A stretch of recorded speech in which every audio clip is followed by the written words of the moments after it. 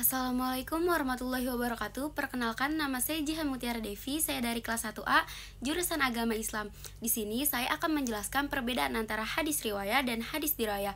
Riwayah ialah hadisnya dan dirayah ialah ilmu hadis. Lalu pengertian dari ilmu hadis tersendiri ialah al-qawaidu al-mu'arrifatu bihali rawi wal marwi, yang artinya kaidah-kaidah yang mengetahui keadaan perawi dan yang diriwayatkan. Siapa itu perawi? Perawi adalah orang yang membawa hadis atau riwayat Nabi dan menyampaikan ke orang lain, lalu disampaikan lagi kepada orang lain. Perawi itu adanya di dalam sanad. Lalu menjelaskan juga apa itu marwi. Marwi adalah isi berita yang diriwayatkan di dalam matan, dan ada redaksi serta isi dari hadis tersebut. Jadi kalau di dalam perawi adanya sanad, lalu kalau di dalam marwi itu adanya matan. Dijelaskan juga dalam ilustrasi hadis Bukhari yang berisi yang artinya menceritakan kepada kami Adam, menceritakan kepada kami Syu'bah, menceritakan kepada kami Sayyar, Abu Al-Hakam, ia berkata, aku mendengar. Abu Hazim berkata, saya mendengar. Abu Hurairah berkata, saya mendengar Nabi SAW berkata, barang siapa yang berhaji karena Allah, kemudian ia tidak berbuat jima dan tidak berbuat kefasikan, maka ia pulang dalam keadaan seperti ketika ibunya melahirkan.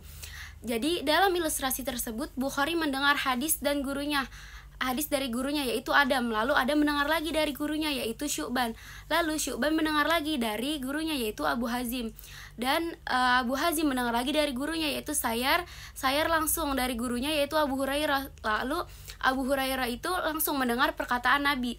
Jadi hubungan ini saling sambung menyambung antara satu perawi dengan perawi yang lainnya, yang nantinya akan sampai ke matan hadis tersebut.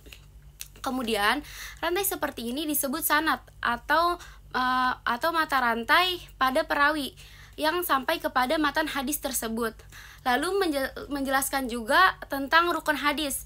Harus ada sanad dan matannya. Jadi nggak bisa kalau ada salah satunya saja seperti ada matannya tetapi tidak ada sanadnya. Bisa jadi tidak bisa disebut sebagai hadis. Lalu menjelaskan juga ilmu hadis yang di dalamnya ada sanad dan matan. Sanad ialah tentang perawi seperti sifatnya, sifat dari perawi tersebut, apakah sifatnya fasik, adil, ataupun suka bohong, serta menjelaskan tentang biografinya seperti lahir wafatnya guru tersebut atau muridnya siapa gitu.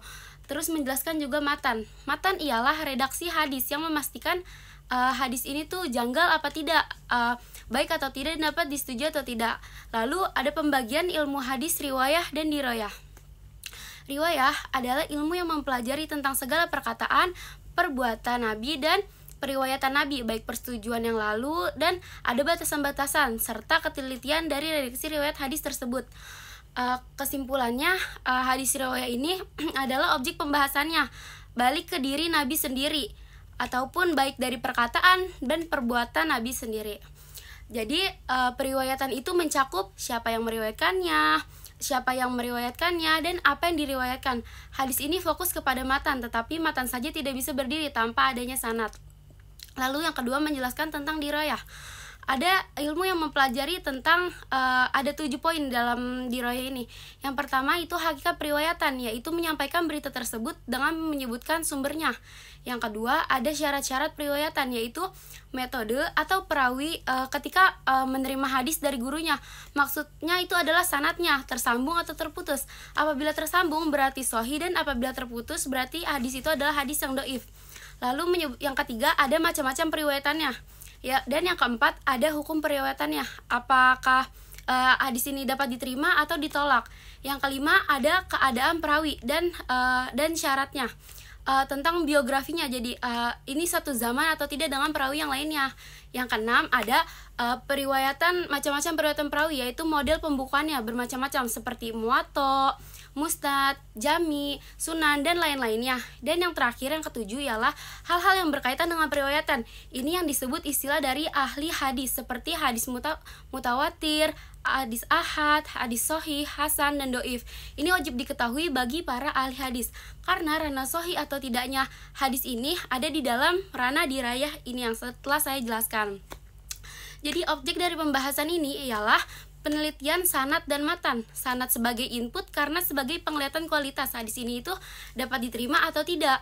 Lalu digodok lagi menjadi hadis riwayah atau sebagai outputnya.